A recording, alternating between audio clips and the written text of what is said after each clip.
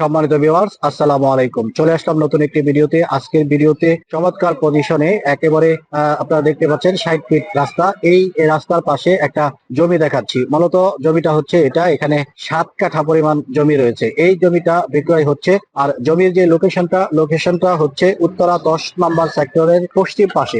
সাধারণভাবে যদি বলতে চাই তাহলে তুরাকের যেই তুরাক নদীতে প্রত্যাশা নামে একটা ব্রিজ তৈরি হয়েছে।